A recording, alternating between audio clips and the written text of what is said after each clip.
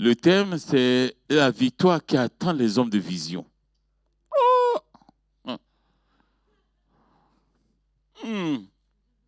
Mais si tu n'es pas un homme de vision, quelle victoire tu peux t'attendre à ça? S'il vous plaît, est-ce que vous pouvez coller quelques versets là, les deux versets? À ça? Oui. Voilà.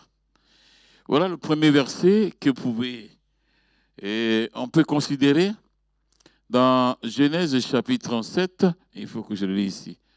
Genèse chapitre 37, verset 3. Israël aimait Joseph plus que tous ses autres fils, parce qu'il l'avait eu dans sa vieillesse, et il lui fit une tunique de plusieurs couleurs. C'est la destinée d'un jeune, la Bible nous parle de la destinée d'un jeune, Joseph.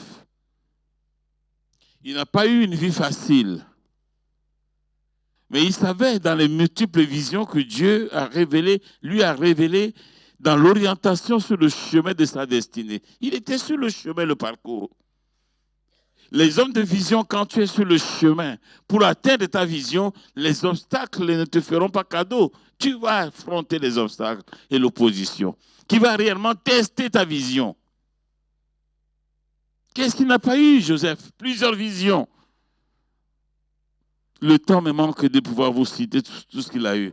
Arrivé à un certain moment, eh bien, son père et sa mère disent, mais quoi, Joseph? Toi, tu as l'intention de nous commander, nous tous? Tout le temps, tu es homme de vision, tout le temps, vision, vision. Et même quand ses frères préparaient un plan macabre contre lui, eh bien, voilà le visionnaire qui arrive. Les hommes de vision sont les hommes les plus dangereux de l'histoire de l'humanité et sur l'histoire spirituelle. La Bible dit que Isaïe, Joseph, son père, lui fit un vêtement bigarré de plusieurs couleurs. Pourtant, il avait des enfants qui pouvaient aussi faire plusieurs tuniques pour chaque enfant. Mais quand on fait des tuniques pour un seul enfant, cela marque l'amour, la confiance, l'affection que son père Isaïe que Jacob avait pour son fils. Tu es porteur d'une tunique bigarrée, mais sans que tu en le saches. Le Seigneur, dès que tu as accepté le Seigneur comme dans ta vie, comme Seigneur le Sauveur, automatiquement, il te revêt d'une tunique bigarrée qui va être réellement un terrain de combat d'adversité. Sur le chemin là où tu passes, eh bien, les gens ils vont te combattre à cause de ta tunique bigarrée. Ça dérange l'humanité. Et quand tu es porteur de vision, tu es un homme dangereux, la vision sera testée. 23 ans de parcours, de tests, parce que c'est un homme visionnaire. Et la récompense l'attendait. À cause de cette unique bigarrée, je n'insisterai pas sur les détails. Ses frères voulaient le livrer à la mort. Dès qu'ils l'ont vu venir, Joseph, voilà l'homme de vision qui arrive. Quelle est ta vision réellement pour ta destinée? Quelle est ta vision pour ta famille? Quelle est ta vision pour tes études, pour ton église, pour ton engagement, pour ton ministère? Quelle est ta vision? Il y a des tueurs de vision. Mais quand tu gardes la parole de la vérité, dans la conquête véritablement, eh bien, tu seras un homme de défi, une femme de défi. Joseph a passé 23 ans de tests, de douleurs et de souffrances, mais il n'a pas capitulé. Quand les difficultés arrivent, l'opposition arrive, quelle est réellement ta position? Tu es prêt à tout abandonner? Mais il faut que le Seigneur te teste. Il faut qu'il te secoue. Il faut que ton caractère soit secoué, mesuré, traité durement. Quand le Seigneur veut un instrument solide et efficace et performant, il prend du temps. Donne-moi un amen. Donne-moi un amen.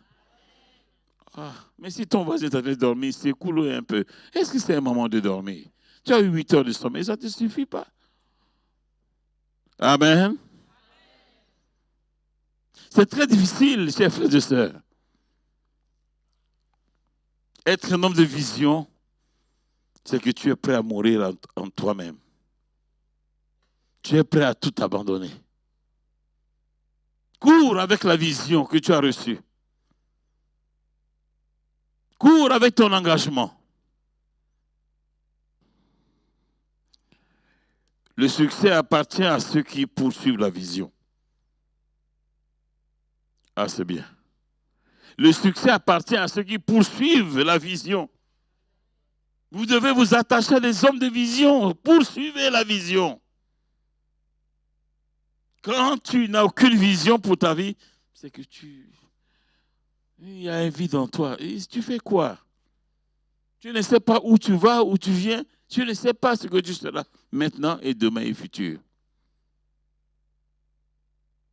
Il faut savoir courir avec les hommes de vision. Et s'attacher réellement avec les hommes de vision. Tes choix et décisions présents déterminent ton avenir. Oui. La peur de l'échec tue ton potentiel. La peur de l'échec tue ton potentiel. L'homme de vision voit le succès dans l'échec.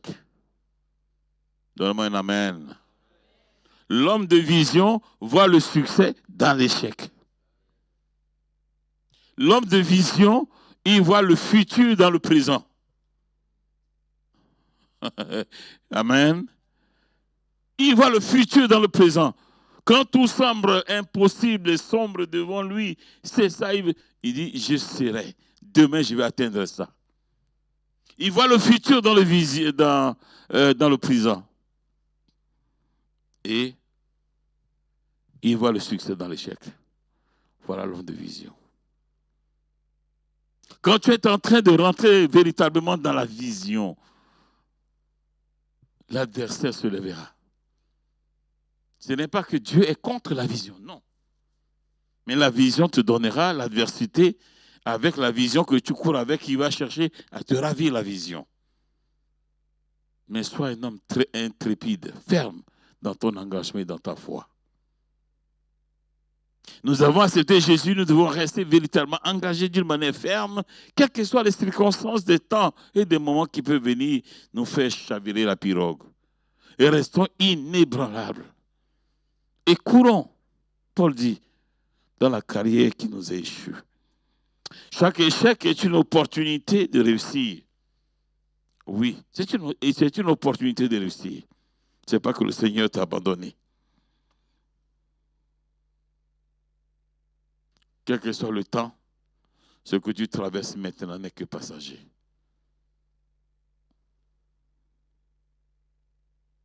Les hommes de vision, chers frères et sœurs, tu as été créé pour dominer les moments et les circonstances essentielles. Tu puisses avoir des rêves ou des bonnes visions pour ta destinée.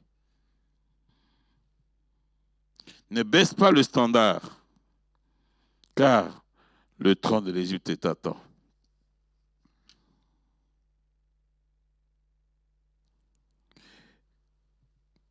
Les hommes de vision, quand nous considérons la parole de Dieu, dans l'autre texte, j'ai dit, je vous ferai grâce, je ne vais pas aller dans les détails.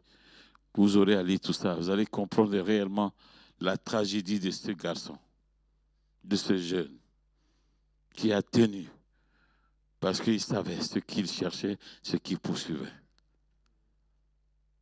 Rien n'a pu altérer sa vision. Il était resté solide dans sa vision. Courir avec sa vision. Un homme de vision ne lâche pas. Il tient. Il avance. Donne-moi un amen. Le Seigneur veut te dire quoi là-dedans? Tu dois t'intéresser à se poser la question, dire, mais quelle est la vision que j'ai pour mon Église? Amen. Vraiment, je vous le dis, je ne pourrais pas négocier ce mot et ce principe. Quand tu penses le mal pour l'Église, quand tu penses le mal pour ton Église, l'épi, je peux te dire que chez nous, on peut dire que c'est la sorcellerie. Et... Ah bon? Donne-moi un amen. Quand tu es chrétien, né de nouveau, et tu ne penses pas au progrès de la communauté, de ton Église, au progrès des frères et sœurs, tu es un élément d'obstacle géant. Ah, mais les géants, on les a coupé la tête. Hein? Donnez-moi un grand amen. Est-ce que je peux avancer? Donnez-moi un grand amen pour que j'avance. Ah ben, que le Seigneur te bénisse. La vision pour Dieu, pour le ciel, la vision pour la moisson, la vision pour ton Église, la vision pour ton ministère. Mais quand tu es un obstacle pour le développement de l'Église, alors, excusez-moi l'expression, c'est chez nous, tu es un sorcier. Tu peux me dire un amen? Alors, ne sois pas un obstacle pour ton Église, pour son développement. Attache-toi à la vision. Paul a dit que je n'ai pas résisté à la vision du ciel. Mais on ne peut que recevoir la vision du ciel. Dans un principe, ce n'est pas tout le monde qui a la vision. Le leader a la vision et il conduit. Mais adhérons à la vision, soyons véritablement les acteurs de la vision pour l'œuvre de Dieu, pour relever les grands défis de son Église. Ah. Le texte nous dit, Pharaon ôta son anneau de la main et le mit à la main de Joseph et le revêtit d'habits de fin lin et lui mit un collier d'or. J'aimerais que nous considérons dans un court instant, simplement, le cas de Joseph. Les circonstances que Joseph a traversées se sont soumises à sa destinée. Là où il n'y avait pas d'espoir, c'était fini pour lui. Comment un jeune homme de 17 ans peut supporter 23 ans de combat? C'est dur. Et il y a lieu de capituler et de dire non, je ne peux plus. Je m'arrête là. Eh bien, je fais autre chose. Mais il a tenu.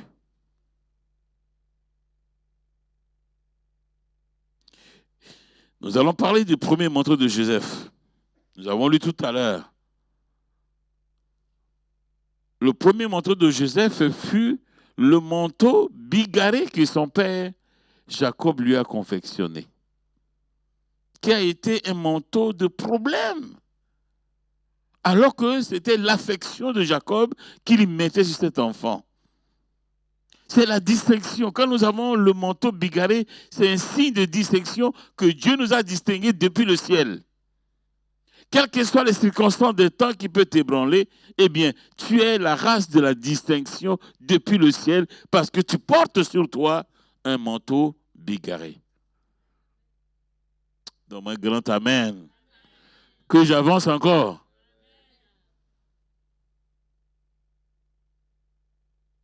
Quelle que soit la puissance de l'ennemi générationnel, tes parents étaient idolâtres.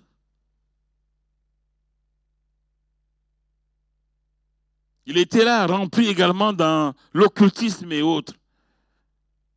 Une malédiction générationnelle te poursuit. Mais quand tu as le manteau de distinction, le manteau de distinction te protège.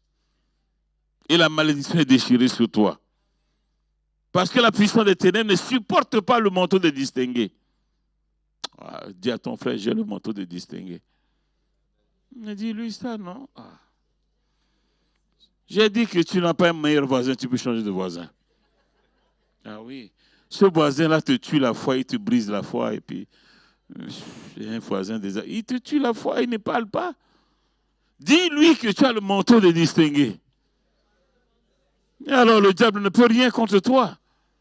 Quel que soit ce que tes pères ont pu faire, ça n'aura aucune influence sur ta destinée. Ce que ton père n'a pas pu atteindre, tu atteindras. Mais comment vous les Français? Si chez moi en Afrique, là, le Amen là, devait faire sauter, il le sait. Je le redis encore. Ce que ton père n'a pas pu atteindre, toi tu atteindras. Ce que ta mère n'a pas pu atteindre, tu atteindras. Ce que ta famille n'a pas pu atteindre, tu atteindras. Parce que tu as le manteau des distingués.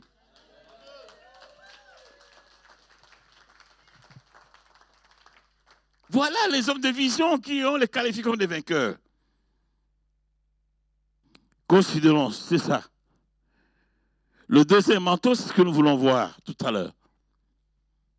Le deuxième manteau, c'est celui qui fut Pharaon, eh bien, pour Joseph. Il était sur le parcours, sur le chemin qui doit accéder au trône. Mais sur la route, quelle adversité, quel combat qu'il a eu. Son manteau distingué fut arraché par ses frères. Sur le chemin qui te mène au trône de la victoire, il y a l'adversité qui va chercher, pas autre chose, mais c'est ton manteau qui l'intéresse de prendre et de déchirer. Ses frères l'ont jeté dans un vieux citerne. Je dis, mais voilà l'homme de vision. Nous verrons ce qui deviendra. La première des choses qui l'intéressait, c'est d'enlever, de le dépouiller de son manteau. Ils ont voulu le tuer. L'autre a intervenu. L'un de ses frères a intervenu. Mais nous le tuons. Que gagnerons-nous?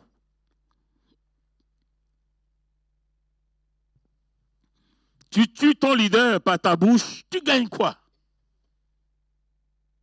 Demain, amen. Tu tues ton leader par ta bouche, tu gagnes quoi? Que gagnerons-nous? Combien de leaders que les chrétiens ont tués aujourd'hui et à notre temps et à notre saison? Combien de leaders que nous les avons enterrés par nos paroles? Ne soyons pas les sorciers, s'il vous plaît.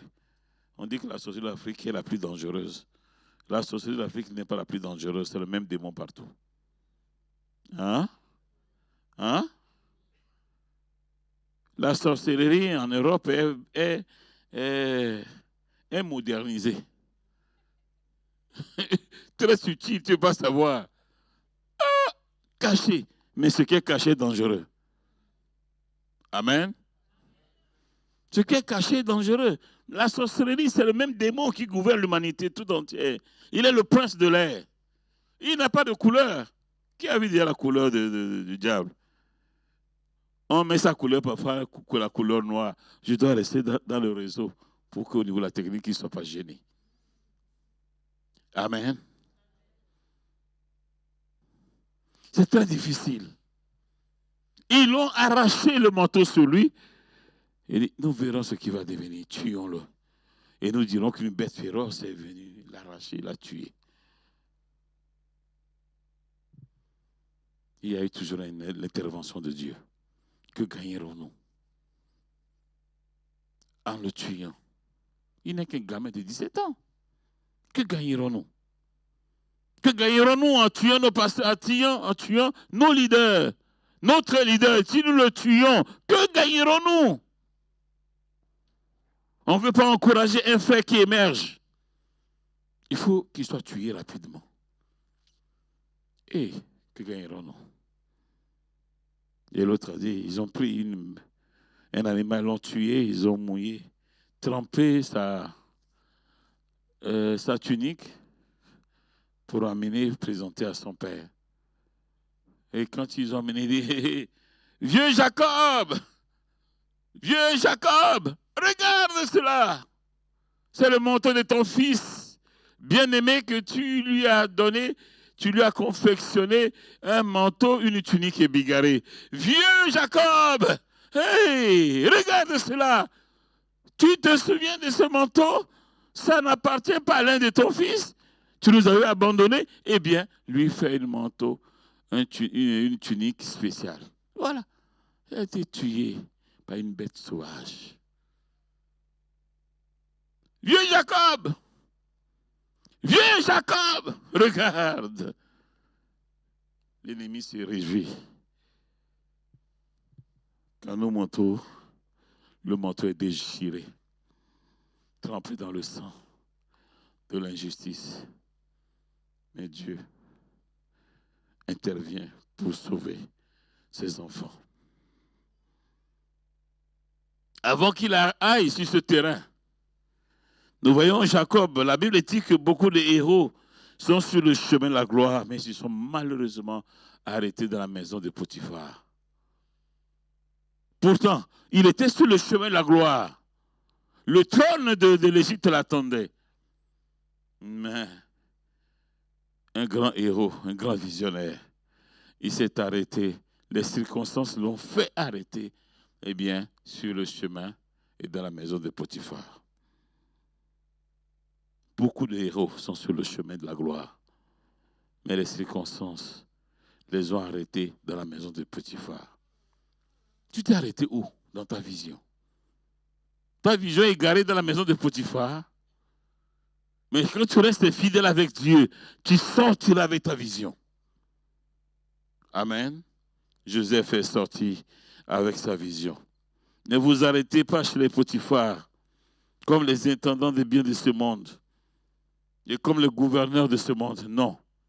Continuez votre vision, allez plus loin. Refuse les compromissions et aussi de tout ce qui peut empêcher l'évolution et la stabilité de ta vision. Pour Joseph, les circonstances se sont inclinées devant sa destinée. Quel que soit les temps que tu traverses, le Seigneur de grâce et de vision est là, il te conduira, il va te guider. Car tu as le chemin pour atteindre le trône avec ta vision.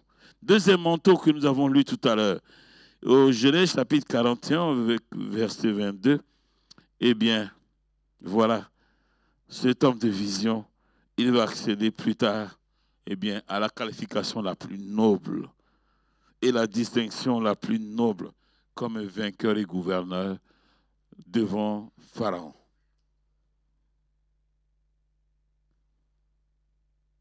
Le trône de Pharaon t'attend. Ça attend les grands hommes de vision. Ce matin, j'aimerais pas être trop long. Il y a eu un programme toute la journée d'hier. D'autres sont fatigués.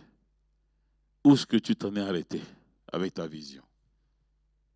Si ta vision a eu un choc, reviens au faiseur de vision, au donateur de vision.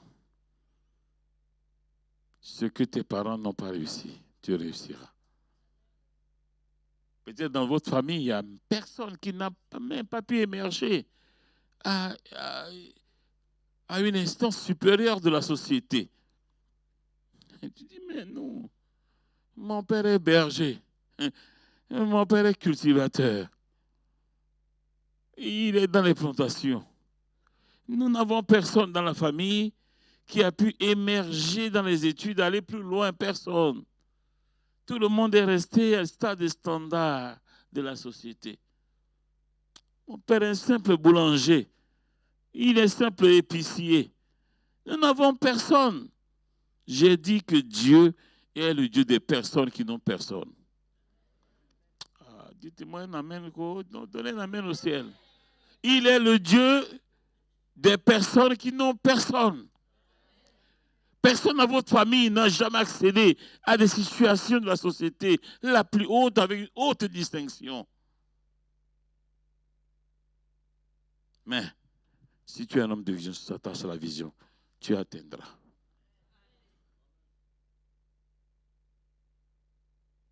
L'entreprise que tu veux mettre en place, Dieu peut donner un coup là-dessus. et tu pourras évoluer.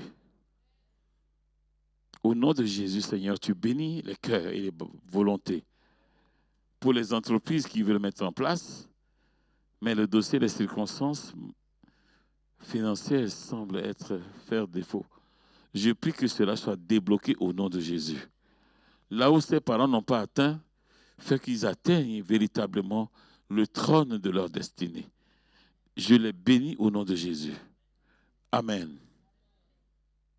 Les hommes de vision, levez-vous et agissez. Faites manifester votre engagement dans l'agressivité pour marquer votre destinée. Courez avec votre vision. Amen. Que Dieu vous bénisse.